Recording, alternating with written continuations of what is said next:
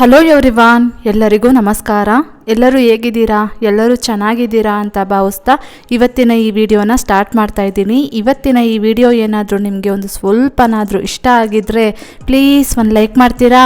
ಶುಕ್ರವಾರ ಬೆಳಗ್ಗೆ 5:30 ಹಾಗೆ ಎದ್ದು ಫ್ರೆಶ್ ಅಪ್ ಆಗಿ ಇನ್ನು ಬಾಲ್ಕನಿಗಳೆಲ್ಲ ಕಸ ಗುಡಿಸೋಣ ಅಂತಂದ್ಬಿಟ್ಟು ಬಾಲ್ಕನಿ ಒಳಗಡೆ ಬಂದೆ. ಇಲ್ಲಿ ನೋಡಿದ್ರೆ ಚಂದ್ರ ತುಂಬ ಚೆನ್ನಾಗಿ ಕಾಣ್ತಾ ಇತ್ತು. ಇನ್ನು ಹುಣ್ಣಿಮೆ ಇತ್ತಲ್ವಾ ಗುರುವಾರ ಮತ್ತು ಶುಕ್ರವಾರ, ಹಾಗಾಗಿ ಚಂದ್ರ ತುಂಬ ಚೆನ್ನಾಗಿ ಕಾಣಿಸ್ತಾ ಇತ್ತು. ಹಾಗೆ ಒಂದು ವಿಡಿಯೋ ಮಾಡಿಕೊಂಡೆ. ಬಾಲ್ಕನಿಗಳೆಲ್ಲ ಕಸ ಗುಡಿಸಿ ಇವಾಗ ಮನೆ ಮುಂದೆ ಕಾರಿಡಾರಲ್ಲಿ ಕಸ ಗುಡಿಸೋಣ ಅಂತಂದ್ಬಿಟ್ಟು ಇವಾಗ ಮೇನ್ ಡೋರನ್ನು ಓಪನ್ ಮಾಡ್ತಾ ಇದ್ದೀನಿ. ಈ ಸೂರ್ಯೋದಯಕ್ಕಿಂತ ಮುಂಚೆ ಎದ್ದು ಫ್ರೆಶ್ ಅಪ್ ಆಗಿ ಮನೆ ಕೆಲಸಗಳನ್ನ ಸ್ಟಾರ್ಟ್ ಮಾಡ್ಕೊಂಡ್ರೆ ಎಷ್ಟು ಚೆನ್ನಾಗಿರುತ್ತೆ ಅಲ್ವಾ? ಒಂಥರ ಪಾಸಿಟಿವ್ ಮೈಂಡ್ ಸೆಟ್ ಇರುತ್ತೆ ಅಲ್ವಾ? ಆದರೆ ಬೆಳಗ್ಗೆ ಬೇಗ ಎದ್ದೇಳೋದಕ್ಕೆ ಒಂದು ಸ್ವಲ್ಪ ಕಷ್ಟ ಆಗುತ್ತೆ. ಮಾಮೂಲಿಯಾಗಿ 6 ಗಂಟೆ 6:30ಗೆ ಎದ್ದೇಳೋದಕ್ಕಾಗುತ್ತೆ. ಅದೇ 5 ಗಂಟೆ 5:30 ಹಿಂಗೆ ಎದ್ದೇಳಬೇಕು ಅಂತಂದರೆ ಒಂದು ಸ್ವಲ್ಪ ಕಷ್ಟ ಆಗ್ತಾ ಇರುತ್ತೆ ಅಲ್ವಾ? ಆದರೆ ಎದ್ದು ಕೆಲಸಗಳನ್ನ ಸ್ಟಾರ್ಟ್ ಮಾಡ್ಕೊಂಡ್ರೆ ತುಂಬ ಚೆನ್ನಾಗಿ ಅನಿಸ್ತಾ ಇರುತ್ತೆ ನನಗಂತೂ. ಇವತ್ತು ನಮ್ಮ ಮನೆ ದೇವರ ಹಬ್ಬ, ಕದ್ರಿ ಲಕ್ಷ್ಮೀ ನರಸಿಂಹಸ್ವಾಮಿ ನಮ್ಮ ಮನೆ ದೇವರು. ಹಾಗಾಗಿ ಇಲ್ಲೂ ಮನೆಯಲ್ಲಿ ದೀಪ ಹಚ್ಚಿ ಪೂಜೆ ಮಾಡಿ ಆಮೇಲೆ ಅತ್ತೆಯವ್ರ ಮನೆಗೆ ಹೋಗ್ಬೇಕಲ್ವಾ? ಹಾಗಾಗಿ ಒಂದು ಸ್ವಲ್ಪ ಬೇಗನೆ ಎದ್ದು ಇವಾಗ ಕೆಲಸಗಳನ್ನ ಸ್ಟಾರ್ಟ್ ಮಾಡ್ಕೊಂಡಿದ್ದೀನಿ.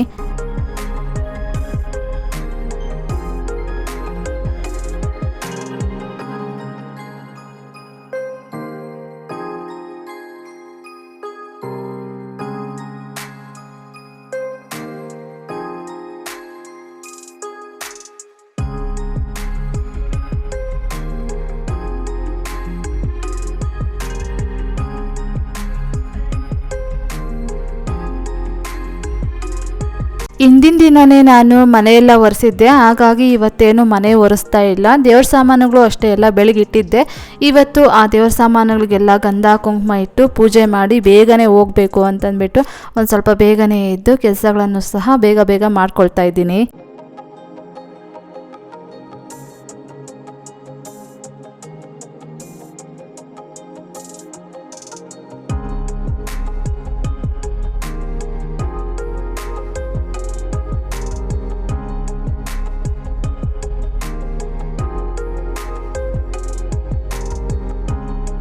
ಈಗ ಕಾರಿಡಾರ್ ಎಲ್ಲ ಕಸ ಗುಡಿಸಿದ್ದಾಯಿತು. ಗೇಟ್ ಲಾಕ್ ಮಾಡಿ ಹಂಗೆ ಡೋರ್ನೂ ಕ್ಲೋಸ್ ಮಾಡಿಬಿಡ್ತೀನಿ. ಯಾಕಂದರೆ ಇಷ್ಟೊತ್ತಿನಲ್ಲಿ ಸೊಳ್ಳೆಗಳು ಬರ್ತಾ ಇರುತ್ತೆ. ಇನ್ನೊಂದು ಸ್ವಲ್ಪ ಹೊತ್ತು ಆದಮೇಲೆ ಡೋರ್ ಓಪನ್ ಮಾಡೋಣ ಅಂತಂದ್ಬಿಟ್ಟು ಡೋರ್ನು ಅಷ್ಟೇ ಕ್ಲೋಸ್ ಮಾಡ್ತಾ ಇದ್ದೀನಿ. ಇವಾಗ ಡೋರ್ ಎಲ್ಲ ಕ್ಲೋಸ್ ಮಾಡಿ ಈಗ ಮನೆ ಕಸ ಗುಡಿಸ್ತಾ ಇದ್ದೀನಿ.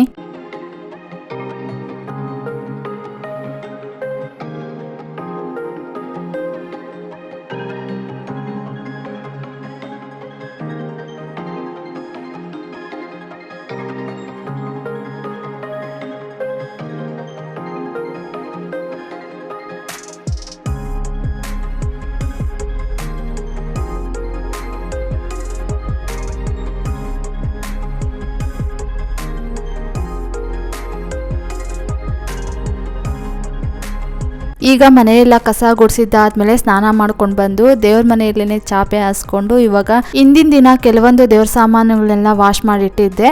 ಆ ದೇವ್ರ ಸಾಮಾನುಗಳಿಗೆಲ್ಲ ಗಂಧ ಕುಂಕುಮ ಇಟ್ಟು ಕಳಶಕ್ಕೆಲ್ಲ ಲಕ್ಷ್ಮೀ ಡಾಲರ್ ಎಲ್ಲ ಹಾಕಿ ಒಂದು ದಾರಾನ ಸುತ್ತಾ ಇದ್ದೀನಿ.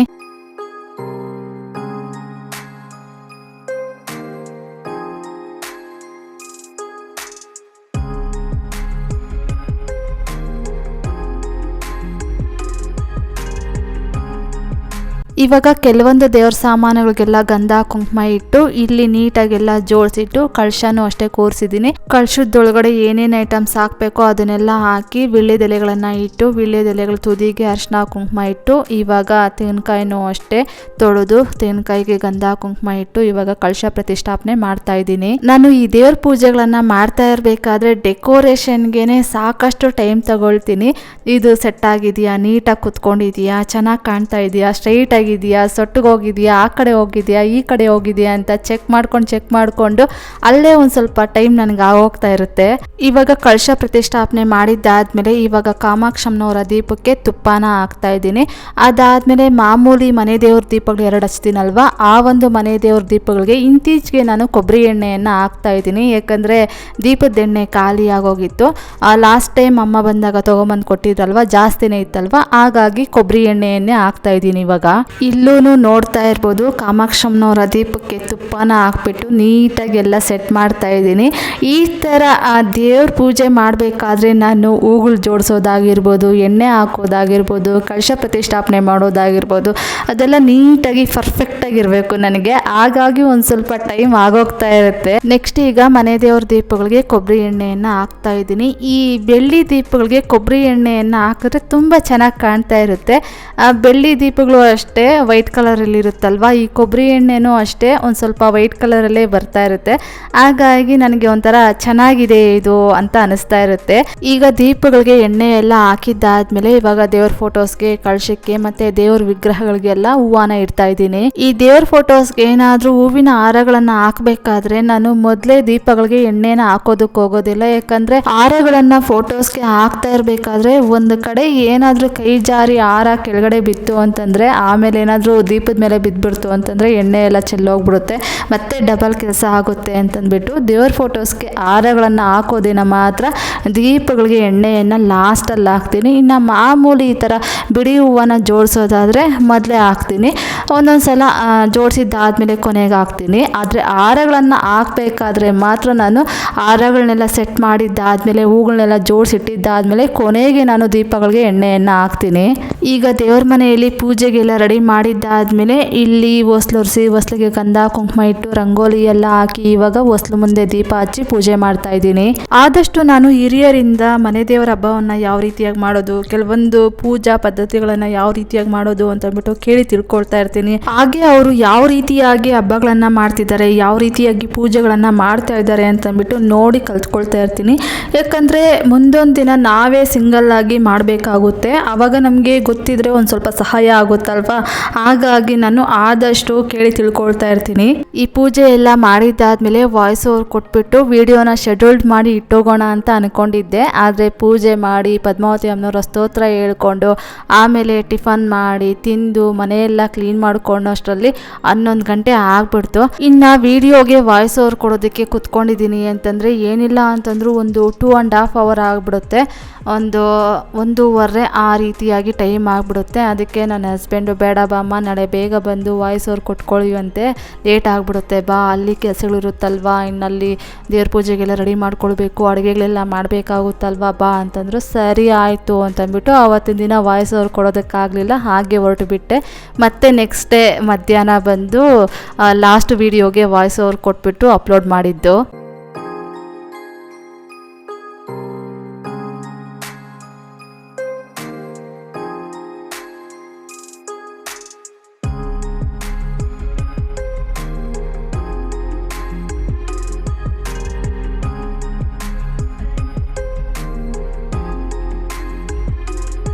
ಈಗ ಹೊರಗಡೆ ತುಳಸಿ ಅಮ್ಮನ ಪೂಜೆ, ಹೊಸ್ಲು ಪೂಜೆ ಮತ್ತು ಸೂರ್ಯ ದೇವರಿಗೆಲ್ಲ ಪೂಜೆ ಎಲ್ಲ ಮಾಡಿದ್ದಾಯಿತು. ಇಲ್ಲಿ ದೇವರ ಮನೆಯಲ್ಲಿ ನನ್ನ ಹಸ್ಬೆಂಡು ದೀಪ ಹಚ್ಚಿ ಪೂಜೆ ಮಾಡಿದ್ದಾರೆ. ಇವಾಗ ನಾನು ಪದ್ಮಾವತಿ ಅಮ್ಮನವರ ಸ್ತೋತ್ರ ಹೇಳ್ಕೊಳ್ಳೋದಕ್ಕೆ ಎಲ್ಲ ರೆಡಿ ಮಾಡ್ಕೊಳ್ತಾ ಇದ್ದೀನಿ. ನಾನು ಈ ಪದ್ಮಾವತಿ ಅಮ್ಮನವರ ಸ್ತೋತ್ರನ ಪ್ರತಿದಿನ ಪೂಜೆ ಮಾಡಿದಾಗ 108 ಸಲ ಹೇಳ್ಕೊಳ್ತೀನಿ. 108 ದಿನ ಹೇಳ್ಬೇಕಾಗುತ್ತೆ. ಯಾಕಂದರೆ ಅವಾಗ ಹೊಸಬ್ರು ಬರ್ತಾ ಇರ್ತಾರೇನೋ, ಅವರು ಕಮೆಂಟ್ ಮಾಡ್ತಾ ಇರ್ತಾರೆ ಪದ್ಮಾವತಿ ಅಮ್ಮನವರ ಸ್ತೋತ್ರನ ಎಷ್ಟು ದಿನ ಹೇಳ್ಬೇಕು, ಎಷ್ಟು ಸಲ ಹೇಳ್ಬೇಕು ಅಂತಂದ್ಬಿಟ್ಟು ಕೇಳ್ತಾ ಇರ್ತಾರೆ.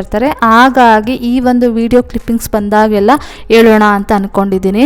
ನೆಕ್ಸ್ಟ್ ಇವಾಗ ಪದ್ಮಾವತಿ ಅಮ್ಮನವರ ಸ್ತೋತ್ರ ಎಲ್ಲ ಹೇಳ್ಕೊಂಡಿದ್ದಾಯಿತು. ಇವಾಗ ಇಲ್ಲಿ ನೋಡ್ತಾ ಇರ್ಬೋದು ದೀಪಗಳಿಗೆ ನಾನು ಕೊಬ್ಬರಿ ಎಣ್ಣೆಯನ್ನು ಹಾಕಿದ್ದೀನಿ ಅಂತಂದ್ಬಿಟ್ಟು ಹೇಳಿದ್ನಲ್ವಾ, ಎಷ್ಟು ಚೆನ್ನಾಗಿ ಕಾಣ್ತಾ ಇದೆ ಅಂತಂದ್ಬಿಟ್ಟು. ಇದು ವೈಟ್ ಕಲರಲ್ಲಿ ಕಾಣಿಸುತ್ತಲ್ವಾ ಕೊಬ್ಬರಿ ಎಣ್ಣೆ, ಹಾಗಾಗಿ ತುಂಬ ಚೆನ್ನಾಗಿ ಕಾಣ್ತಾ ಇರುತ್ತೆ. ಹಾಗೆ ಈ ಕೊಬ್ಬರಿ ಎಣ್ಣೆಯನ್ನು ದೀಪಗಳಿಗೆ ಹಾಕಿ ದೀಪ ಹಚ್ಚೋದ್ರಿಂದ ಮನೆಯಲ್ಲಿ ಹಣಕಾಸಿನ ತೊಂದರೆಗಳು ಅಷ್ಟೇ ದೂರ ಆಗುತ್ತಂತೆ. ಹಾಗೆ ಇವತ್ತು ಹುಣ್ಣಿಮೆ ಆಗಿರೋದ್ರಿಂದ ಕ್ಯಾಶ್ ಬಾಕ್ಸ್ ಅಲ್ಲಿ ಇಟ್ಟಿರುವಂತಹ ಗೋಮತಿ ಚಕ್ರ, ಕವಡೆಗಳು, 6 1 ರೂಪೀಸ್ ಕಾಯನ್ನು ಮತ್ತು 6 ಕಮಲದ ಬೀಜ, 6 ಕರ್ಪೂರ, ಈ ರೀತಿಯಾಗಿ ಒಂದು ಕರ್ಚಿಪಲ್ಲಿ ಹಾಕಿ ಗಂಟು ಹಾಕಿ ಇಟ್ಟಿರ್ತೀನಲ್ವ, ಆ ಒಂದು ಗಂಟನ್ನು ತೊಗೊಂಬಂದು ಇಲ್ಲಿ ದೇವ್ರ ಮನೆಯಲ್ಲಿ ಒಂದು ಬಟ್ಲಲ್ಲಿ ಹಾಕಿಟ್ಟು ಪೂಜೆ ಮಾಡಿ ಆಮೇಲೆ ಮಾರನೇ ದಿನ ನಾನು ಮತ್ತೆ ಆ ಒಂದು ಕರ್ಚಿಪನ್ನು ಗಂಟು ಹಾಕಿ ಮತ್ತು ಕ್ಯಾಶ್ ಬಾಕ್ಸಲ್ಲೇ ಇಡ್ತೀನಿ. ಇವಾಗ ಇಲ್ಲಿ ನೋಡ್ತಾ ಇರ್ಬೋದು ನಮ್ಮ ಮನೆ ದೇವರ ಹಬ್ಬದ ದಿನ ಈ ರೀತಿಯಾಗಿ ನಾನು ದೀಪ ಹಚ್ಚಿ ಪೂಜೆ ಮಾಡಿ ದೇವ್ರಿಗೆಲ್ಲ ಈ ರೀತಿಯಾಗಿ ಅಲಂಕಾರ ಮಾಡಿದ್ದೀನಿ. ಹಾಗೆ ನಾನು ನೈವೇದ್ಯಕ್ಕೆ ಇವತ್ತು ಏನು ಮಾಡೋದಕ್ಕೆ ಹೋಗಲಿಲ್ಲ, ಬಾಳೆಹಣ್ಣು ಮತ್ತು ಹಸಿ ಹಾಲನ್ನು ಇಟ್ಟಿದ್ದೀನಿ. ಏನಾದರೂ ನೈವೇದ್ಯ ಮಾಡಿದ್ರೆ ಮತ್ತೆ ಉಳಿತು ಅಂತಂದರೆ ಮತ್ತೆ ಊರಿಗೆ ಬಾಕ್ಸ್ಗೆ ಹಾಕಿ ತೊಗೊಂಡು ಹೋಗಬೇಕಾಗುತ್ತೆ, ಮತ್ತು ನನಗೆ ಕೆಲಸಗಳು ಅಷ್ಟೇ ಇನ್ನೂ ಲೇಟ್ ಆಗಿಬಿಡುತ್ತೆ ಅಂತಂದ್ಬಿಟ್ಟು ಏನೂ ಮಾಡೋದಕ್ಕೆ ಹೋಗಲಿಲ್ಲ. ಇವಾಗ ನಾನು ಪೂಜೆ ಎಲ್ಲ ಮಾಡಿದ್ದಾದಮೇಲೆ ನಾನು ಟಿಫನ್ ತಿನ್ಕೊಂಡು ಇವಾಗ ತಲೆ ಎಲ್ಲ ಬಾಚ್ಕೊಂಡು ಪಾತ್ರೆಗಳೆಲ್ಲ ವಾಶ್ ಮಾಡಿ ಕಿಚನೆಲ್ಲ ಕ್ಲೀನ್ ಮಾಡಿ ಇವಾಗ ಊರಿಗೆ ಹೊರಡೋದಕ್ಕೆ ರೆಡಿ ಆಗ್ತಾ ಇದ್ದೀವಿ. ಬಿಸಿಲಾಗಿರೋದ್ರಿಂದ ಕಾಲೆಲ್ಲ ಒಂದು ಸ್ವಲ್ಪ ಕಪ್ಪಾಗ್ಬಿಡುತ್ತೆ ಪಾದಗಳು, ಹಾಗಾಗಿ ಸಾಕ್ಕೊಳ್ತಾ ಇದ್ದೀನಿ. ಇಲ್ಲಿ ನಾನು 5:30ಗೆ ಇದ್ದರೆ ಎಲ್ಲ ಕೆಲಸಗಳನ್ನು ಮುಗಿಸಿ ಒಂದು 8 ಗಂಟೆ 8:30ಗೆ ಮನೆ ಬಿಡೋಣ ಅಂತ ಅಂದ್ಕೊಂಡಿದ್ದೆ. ಆದರೆ ಎಷ್ಟೇ ಬೇಗ ಕೆಲಸಗಳನ್ನು ಮಾಡಿದ್ರು ಸಹಿತ ಏನಿಲ್ಲ ಅಂತಂದ್ರು 10:30 ಟೈಮ್ ಆಗಿಬಿಡ್ತು. ಇನ್ನು 11 ಗಂಟೆಗೆಲ್ಲ ರಾಹುಕಾಲ ಸ್ಟಾರ್ಟ್ ಆಗುತ್ತೆ. ಆವಾಗ ಮನೆ ಬಿಡೋದು ಯಾಕೆ ಅಂತಂದ್ಬಿಟ್ಟು ಇವಾಗ 10:30ಗೆ ಮನೆ ಬಿಡ್ತಾ ಇದ್ದೀವಿ.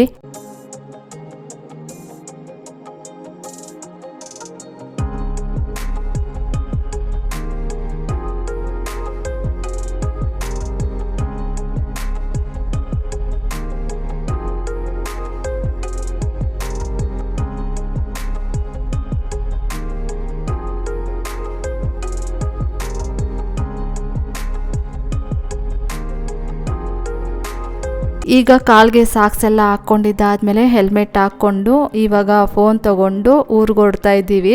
ಇಲ್ಲಿ ನೋಡ್ತಾ ಇರ್ಬೋದು, ಈ ಹೊಸ್ಲಿಗೆ ಅರಿಶಿನ ಎಲ್ಲ ಬೆಳೆದು ಗಂಧ ಕುಂಕುಮ ಇಟ್ಟು ಪೂಜೆ ಎಲ್ಲ ಈ ರೀತಿಯಾಗಿ ಮಾಡಿದ್ದೀನಿ. ಆಮೇಲೆ ತುಳಸಿ ಅಮ್ಮನ ಪೂಜೆನೂ ಅಷ್ಟೇ ಚೆನ್ನಾಗಿ ಮಾಡಿದೆ. ನೋಡ್ತಾ ಇರ್ಬೋದು ಎಷ್ಟು ಚೆನ್ನಾಗಿ ಗಿಡ ಬರ್ತಾ ಇದೆ ಅಂತಂದ್ಬಿಟ್ಟು ಮನಿ ಪ್ಲ್ಯಾಂಟು ಮತ್ತು ತುಳಸಿ ಅಮ್ಮನ ಗಿಡ. ಇವಾಗ ಒಂದು 10:45 ಹಂಗೆ ಮನೆ ಬಿಟ್ವಿ.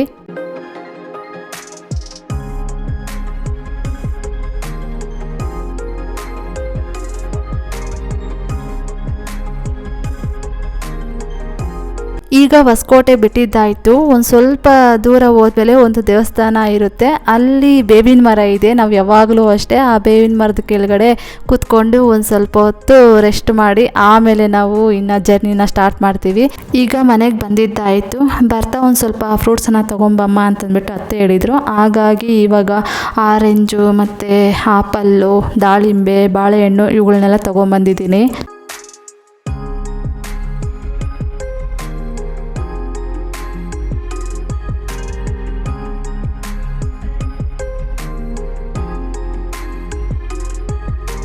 ಮತ್ತು ನಾನು ಅತ್ತೆ ಮನೆಯಲ್ಲಿ ವೀಡಿಯೋಸ್ ಏನೂ ಮಾಡೋದಕ್ಕೆ ಹೋಗಲಿಲ್ಲ. ಅದೊಂದು ಕೆಲಸ ಇದೊಂದು ಕೆಲಸ ಅಂತಂದ್ಬಿಟ್ಟು ಬ್ಯುಸಿ ಆಗಿಬಿಟ್ಟೆ. ಇನ್ನು ವೀಡಿಯೋಸ್ ಎಲ್ಲ ಮಾಡ್ಕೊಂಡು ಕೂತ್ಕೊಂಡ್ರೆ ಕೆಲಸಗಳಾಗೋದಿಲ್ಲ ಅಂತಂದ್ಬಿಟ್ಟು ಇವಾಗ ಪೂಜೆ ಎಲ್ಲ ಮಾಡಿದ್ದಾದಮೇಲೆ ಹಾಗೇ ಒಂದೇ ಒಂದು ಕ್ಲಿಪ್ಪಿಂಗ್ಸನ್ನು ಮಾಡ್ಕೊಂಡಿದ್ದೀನಿ ಅಷ್ಟೇ.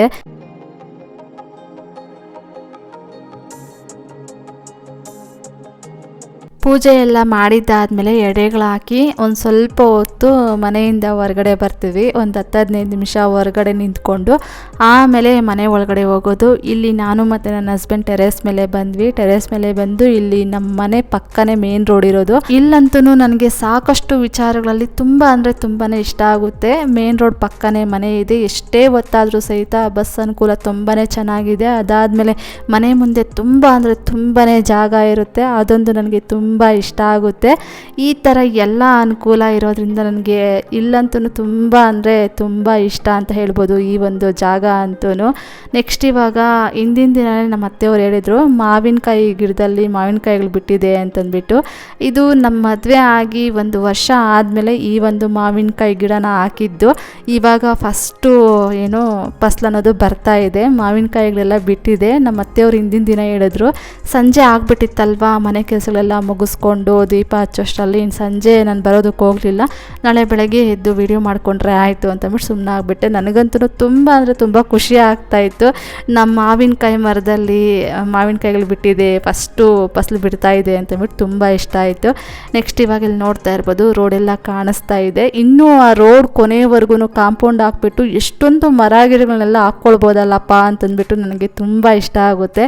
ನೇರಳೆ ಮರನೂ ಇತ್ತು, ಅಲ್ಲೊಂದು ಚಿಕ್ಕ ಸಸಿ ಇದೆ, ಅದನ್ನು ಅಷ್ಟೇ ಒಂದು ಚೆನ್ನಾಗಿ ಪಾತ್ ಮಾಡಿಬಿಟ್ಟು ಹಾಕಿದ್ದೀವಿ ಅಂತಂದರೆ ಚೆನ್ನಾಗಿ ಗಿಡ ಎಲ್ಲ ಬೆಳೆದು ನೇರಳೆಕಾಯಿಗಳನ್ನು ಬಿಡುತ್ತೆ. ಹಂಗಾಗಿ ನನಗೆ ಇಲ್ಲಿ ಜಾಗ ಅಂತಂದರೆ ತುಂಬ ಇಷ್ಟ ಆಗುತ್ತೆ. ಸಾಕಷ್ಟು ಗಿಡ ಮರಗಳನ್ನೆಲ್ಲ ಬೆಳೆಸ್ಕೊಳ್ಬೋದಲ್ವಾ ಅಂತಂದ್ಬಿಟ್ಟು. ಅದೇ ಬೆಂಗಳೂರಲ್ಲಾದರೆ ಈ ಒಂದು ಅವಕಾಶಗಳು ಇರೋದೇ ಇಲ್ಲ. 30-40 ಸೈಟ್ ಒಳಗಡೆ ಇರಬೇಕು, ಫ್ಲ್ಯಾಟ್ ಒಳಗಡೆ ಇರಬೇಕು. ಇಷ್ಟು ಸ್ಪೇಷಿಯಸ್ ಆದಂತಹ ಜಾಗ ನಮಗೆ ಸಿಗೋದಿಲ್ಲ. ಅದು ಮನೆ ಮುಂದೆ ಇಷ್ಟೊಂದು ಜಾಗ ಇರೋಂಥ ಪ್ಲೇಸ್ ನಮಗೆ ಸಿಗೋದಕ್ಕೆ ಚಾನ್ಸೇ ಇರೋದಿಲ್ವಲ್ಲ. ನೆಕ್ಸ್ಟು ಅತ್ತೆ ಮನೆಯಲ್ಲಿ ಸ್ನಾನ ಮಾಡಿಕೊಂಡು ಅಲ್ಲಿ ದೀಪ ಹಚ್ಚಿ ಪೂಜೆ ಮಾಡಿ ತುಳಸಿ ಅಮ್ಮನಿಗೂ ನಾವು ಪೂಜೆ ಮಾಡಿ ಟಿಫನ್ ತಿನ್ಕೊಂಡು ಟೀ ಕುಡಿದು ಇವಾಗ ಅಲ್ಲೂ ಅಷ್ಟೇ 10:30ಗೆ ಮನೆ ಬಿಟ್ವಿ. ಇವಾಗ ಇನ್ನೇನು ಮನೆ ಹತ್ರ ರೀಚ್ ಆಗ್ತಾ ಇದ್ದೀವಿ. ಬರ್ತಾ ಇರಬೇಕಾದ್ರೆ ಇಲ್ಲಿ ರೋಡ್ ಸೈಡಲ್ಲಿ ಸಾಕಷ್ಟು ಲಾರಿಗಳು ನಿಂತಿತ್ತು. ಹಾಗೆ ಒಂದು ವಿಡಿಯೋ ಮಾಡಿಕೊಂಡೆ. ನೆಕ್ಸ್ಟ್ ಇವಾಗ ಮನೆಗೆ ಬಂದಿದ್ದಾದಮೇಲೆ ಬ್ಯಾಗಿಂದ ಮೊದಲು ಈ ಹೂಗಳನ್ನ ತೆಗೆದಿಟ್ಬಿಡೋಣ ಅಂತಂದ್ಬಿಟ್ಟು ತೆಗೆದಿಡ್ತಾ ಇದ್ದೀನಿ. ಬರ್ತಾ ಅಲ್ಲಿ ರೋಡ್ ಸೈಡ್ಗಳಲ್ಲಿ ಹೂವು ಹಾಕ್ಕೊಂಡಿರ್ತಾರೆ. ಅಲ್ಲಿ 1 kg ಸೇವಂತಿಗೆ ಹೂವು 140 ರೂಪಾಯಿ. ಅದೇ ಬೆಂಗಳೂರಲ್ಲಿ 1 kg ಸೇವಂತಿಗೆ ಹೂವು 200 ರೂಪಾಯಿ. ಶುಕ್ರವಾರದಿಂದ ನನ್ನ ಹಸ್ಬೆಂಡು 1/4 kg ಸೇವಂತಿಗೆ ಹೂವು 1/4 kg ರೋಸ್ ಹೂವು ತೊಗೊಂಬಂದಿದ್ರು. ಎರಡಕ್ಕೂ 100 ರೂಪಾಯಿ ಕೊಟ್ಟಿದ್ರಂತೆ. ಅದೇ ಸೇವಂತಿಗೆ ಹೂವು ಅದೇ ರೋಸ್ ಹೂವು ಅಲ್ಲಿ ರೋಡ್ ಸೈಡಲ್ಲಿ 1 kgಗೆ 140 ರೂಪಾಯಿ ತಗೊಳ್ತಾ ಇದ್ರು. ಹಾಗಾಗಿ 2 ಥರ ಸೇವಂತಿಗೆ ಹೂಗಳು 1 kgಗೆ ತಗೊಂಡೆ. ಒಂದು 1/2 kg ವೈಟ್ ಕಲರ್ ಸೇವಂತಿಗೆ ಹೂವು, ಒಂದು 1/2 kg ಯೆಲ್ಲೋ ಕಲರ್ ಸೇವಂತಿಗೆ ಹೂವು, ಒಂದು 1/2 kg ರೋಸ್ ಹೂವು. ಎರಡಕ್ಕೂ ಸೇರಿ 210 ರೂಪಾಯಿ ಕೊಟ್ವಿ. ಅದೇ ನಾವು ಬೆಂಗಳೂರಲ್ಲಾದರೆ 1 kg ಹೂವಾಗೆ 200 ರೂಪಾಯಿ ಕೊಡಬೇಕು.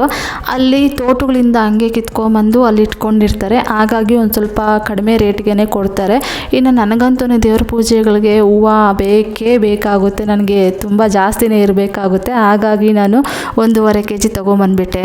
ನೆಕ್ಸ್ಟ್ ಈಗ ಹೂಗಳು ಮತ್ತು ಕರಿಬೇವಿನ ಸೊಪ್ಪು ಅದನ್ನೆಲ್ಲ ತೊಗೊಂಬಂದಿದ್ನಲ್ವ, ಅದನ್ನೆಲ್ಲ ಫ್ರಿಜ್ಜಲ್ಲಿಟ್ಟು ವಿಡಿಯೋಗೆ ವಾಯ್ಸ್ ಓವರ್ ಕೊಟ್ಟು ವಿಡಿಯೋನ ಅಪ್ಲೋಡ್ ಮಾಡಿ ಇವಾಗ ಸಂಜೆ 4 ಗಂಟೆ ಹಂಗೆ ಮನೆಯೆಲ್ಲ ಕಸ ಗುಡಿಸಿ ಮತ್ತು ಕಾರಿಡಾರೆಲ್ಲ ಕಸ ಗುಡಿಸೋಣ ಅಂತಂದ್ಬಿಟ್ಟು ಮೊದಲಿಗೆ ಇವಾಗ ಕಾರಿಡಾರ್ ಕಸ ಗುಡಿಸ್ತಾ ಇದ್ದೀನಿ.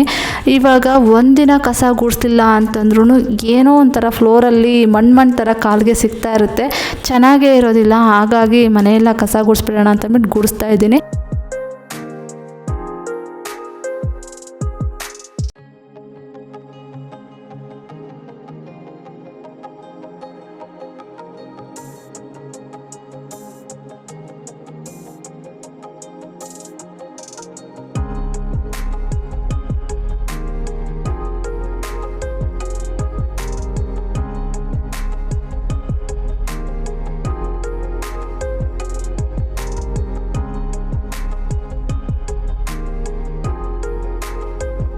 ಈಗ ಮನೆಯೆಲ್ಲ ಕಸ ಗುಡಿಸಿದ್ದಾದಮೇಲೆ ಫ್ರೆಶ್ ಅಪ್ ಆಗಿ ಇವಾಗ ಹಣ್ಣುಗಳೊಂದು ಸ್ವಲ್ಪ ತೊಗೊಂಬಂದಿದ್ನಲ್ವ, ಆ ಹಣ್ಣುಗಳೆಲ್ಲ ಕಟ್ ಮಾಡ್ಕೊಂಡು ತಿನ್ನೋಣ ಅಂತಂದ್ಬಿಟ್ಟು ಇವಾಗ ಹಣ್ಣುಗಳನ್ನೆಲ್ಲ ಕಟ್ ಮಾಡ್ತಾ ಇದ್ದೀನಿ. ಮಧ್ಯಾಹ್ನ ಅಡುಗೆ ಏನೂ ಮಾಡಿರಲಿಲ್ಲ, ನನ್ನ ಹಸ್ಬೆಂಡ್ ಇರಲಿಲ್ಲ. ಅವರು ಒಂದು ಸೈಟ್ ವಿಸಿಟ್ಗೆ ಹೋಗಬೇಕು ಅಂತಂದ್ಬಿಟ್ಟು ಕೋರಮಂಗ್ಲಕ್ಕೆ ಹೋಗಿದ್ರು. ಅವರು ಹೊರಗಡೆನೇ ನಾನು ತಿನ್ಕೊಳ್ತೀನಿ ಅಂತ ಹೇಳಿದರು. ಇನ್ನು ನನ್ನೊಬ್ಬಳಿಗೆ ಬಾಳೆಹಣ್ಣು ಮತ್ತು ಅವಲಕ್ಕಿ ಸಕ್ಕರೆ ಇವು 3 ಮಿಕ್ಸ್ ಮಾಡ್ಕೊಂಡು ತಿಂದಿದ್ದೆ. ಇನ್ನೇನು ಹೊಟ್ಟೆ ಹಸಿವಿರಲಿಲ್ಲ. ಹಾಗಾಗಿ ಇವಾಗ ಸಂಜೆ ಫ್ರೆಶ್ ಅಪ್ ಆಗಿ ಈ ಹಣ್ಣುಗಳೆಲ್ಲ ಇತ್ತಲ್ವ ಇದನ್ನೆಲ್ಲ ಕಟ್ ಮಾಡಿಕೊಂಡು ತಿನ್ನೋಣ ಅಂತಂದ್ಬಿಟ್ಟು ಎಲ್ಲ ಹಣ್ಣುಗಳನ್ನು ಕಟ್ ಮಾಡ್ತಾ ಇದ್ದೀನಿ.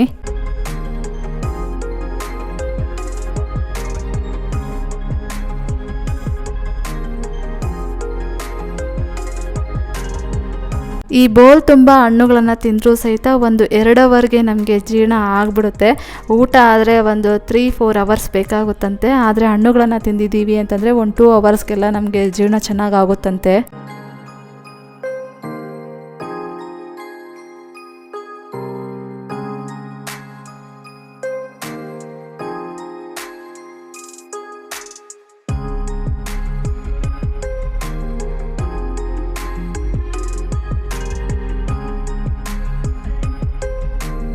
ಈಗ ನಾನು ಹಣ್ಣುಗಳೆಲ್ಲ ತಿಂದಿದ್ದಾಯಿತು.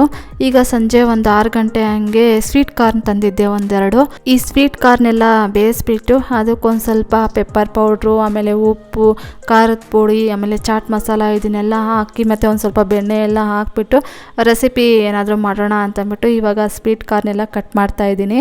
ಅದು ಚಿಕ್ಕ ಚಾಕುವಿಂದ ಕಟ್ ಮಾಡೋದಕ್ಕೆ ಆಗ್ತಾ ಇರಲಿಲ್ಲ. ಹಾಗಾಗಿ ದೊಡ್ಡ ಚಾಕುವನ್ನು ತಗೊಂಡು ಇವಾಗ ಚಾಕುನ ಸ್ವೀಟ್ ಕಾರ್ನ್ ಮೇಲೆ ಇಟ್ಬಿಟ್ಟು ನನ್ನ ಹತ್ರ ಒಂದು ಕುಟಾಣಿ ಥರ ಇರುತ್ತಲ್ವ ಅದರಿಂದ ಹೊಡಿತಾ ಇದ್ದೀನಿ. ಆವಾಗ ಸ್ವೀಟ್ ಕಾರ್ನ್ ಅನ್ನೋದು ಚೆನ್ನಾಗಿ ಪೀಸ್ ಆಯಿತು. ಇವಾಗ ಸ್ವೀಟ್ ಕಾರ್ನ್ ಎಲ್ಲ ಬೇಯಿಸಿದ್ದಾದಮೇಲೆ ಅದನ್ನೆಲ್ಲ ಬಿಡಿಸ್ಕೊಂಡು ಇವಾಗ ಒಂದು ಬೌಲಲ್ಲಿ ಹಾಕಿ ಇದಕ್ಕೊಂದು ಸ್ವಲ್ಪ ಬೆಣ್ಣೆ, ಆಮೇಲೆ ಒಂದು ಸ್ವಲ್ಪ ಖಾರದ ಪುಡಿ, ಉಪ್ಪೇನು ನಾನು ಹಾಕೋದಕ್ಕೆ ಹೋಗ್ತಾಯಿಲ್ಲ ಯಾಕಂದರೆ ಬೇಯಿಸ್ಬೇಕಾದ್ರೇ ಉಪ್ಪು ಹಾಕಿದ್ದೆ ಹಾಗಾಗಿ, ಆಮೇಲೆ ಪೆಪ್ಪರ್ ಪೌಡ್ರ್ ಒಂದು ಸ್ವಲ್ಪ, ಆಮೇಲೆ ಒಂದು ಸ್ವಲ್ಪ ಚಾಟ್ ಮಸಾಲ ಇಷ್ಟನ್ನು ಹಾಕ್ಬಿಟ್ಟು ಚೆನ್ನಾಗಿ ಮಿಕ್ಸ್ ಮಾಡ್ತಾಯಿದ್ದೀನಿ. ತುಂಬ ಚೆನ್ನಾಗಿರುತ್ತೆ ಈ ಒಂದು ರೆಸಿಪಿ ಅಂತೂ.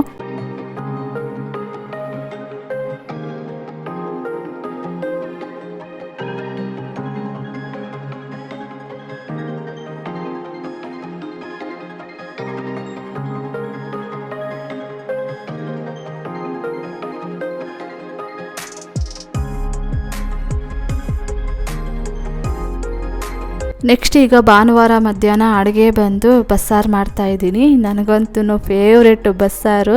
ಒಂದು ವಾರಕ್ಕೆ 1-2 ಸಲ ಮಾಡಿದ್ರೂ ನನಗೆ ತುಂಬ ಇಷ್ಟ ಆಗುತ್ತೆ. ತರಕಾರಿಗಳು, ಹಣ್ಣುಗಳು ಇವೇ ನನಗೆ ಜಾಸ್ತಿ ಇಷ್ಟ ಆಗುತ್ತೆ. ಈಗ ಈ ಸಾಂಬಾರಿಗೆ ಎಲ್ಲ ರೆಡಿ ಮಾಡಿ ಇಟ್ಕೊಂಡಿದ್ದೆ. ಇವಾಗ ಆ ಸೊಪ್ಪು ಒಗ್ಗರಣೆ ಕೊಡ್ತಾ ಇದ್ದೀನಿ. ಆದಷ್ಟು ಜಾಸ್ತಿ ನಾನು ಮೊಳಕೆ ಹುಳಿಕಾಳನ್ನು ಬಳಸ್ತಾ ಇರ್ತೀನಿ ಬಸ್ಸಾರಿಗೆ. ಹುಳಿಕಾಳೆಲ್ಲ ಖಾಲಿ ಆಗಿತ್ತು. ಇವಾಗ ತೊಗರಿಬೇಳೆ ಎಣ್ಣೆ ಹಾಕ್ಬಿಟ್ಟು ಇವಾಗ ಸೊಪ್ಪೆಲ್ಲ ಬೇಯಿಸ್ಕೊಂಡು ಸೊಪ್ಪಿಗೆ ಒಗ್ಗರಣೆ ಕೊಡ್ತಾ ಇದ್ದೀನಿ. ಈಗ ಸೊಪ್ಪಿಗೆ ಒಗ್ಗರಣೆ ಕೊಟ್ಟಿದ್ದಾದ್ಮೇಲೆ ಇವಾಗ ಖಾರನೆಲ್ಲ ರುಬ್ಕೊಂಡು ಇವಾಗ ಸಾಂಬಾರ್ಗೆ ಒಗ್ಗರಣೆ ಕೊಟ್ಟು ಇವಾಗ ಖಾರನೆಲ್ಲ ಇದ್ರೊಳಗಡೆ ಹಾಕ್ತಾ ಇದ್ದೀನಿ. ಒಂದು ಸ್ವಲ್ಪ ಎಣ್ಣೆಯಲ್ಲೇ ಫ್ರೈ ಮಾಡ್ತೀನಿ ಈ ಒಂದು ಖಾರನ. ಆವಾಗ ಬಸ್ಸಾರು ಟೇಸ್ಟ್ ಅನ್ನೋದು ತುಂಬ ಚೆನ್ನಾಗಿರುತ್ತೆ. ಈಗ ಮಧ್ಯಾಹ್ನ ಅಡುಗೆ ಎಲ್ಲ ಮಾಡಿದ್ದಾಯಿತು. ಹಾಗೆ ಪಾತ್ರೆಗಳು ಅಷ್ಟೇ ವಾಶ್ ಮಾಡಿ ಇಟ್ಬಿಟ್ಟಿದ್ದೀನಿ. ಇನ್ನು ಊಟ ಎಲ್ಲ ಮಾಡಿದ್ದಾದಮೇಲೆ 1-2 ತಟ್ಟೆಗಳಿರುತ್ತೆ, ಅದನ್ನು ವಾಶ್ ಮಾಡಿ ಇಟ್ಟರೆ ಆಯಿತು ಅಂತಂದ್ಬಿಟ್ಟು ಇವಾಗ ನೀಟಾಗಿ ಒಂದ್ಸಲ ಕೌಂಟರ್ ಟಾಪ್ ಎಲ್ಲ ಕ್ಲೀನ್ ಮಾಡ್ಕೊಂಡು ಬರ್ತಾಯಿದ್ದೀನಿ. ಇದಾಗಿತ್ತು ಫ್ರೆಂಡ್ಸ್ ಇವತ್ತಿನ ಈ ವಿಡಿಯೋ ಏನಾದರೂ ನಿಮಗೆ ಒಂದು ಸ್ವಲ್ಪನಾದರೂ ಇಷ್ಟ ಆಗಿದ್ದರೆ, ಮೋಟಿವೇಶನ್ ಅನಿಸಿದರೆ please do like, share, comment and subscribe to my channel. Thank you for watching my video. Have a nice day. Bye.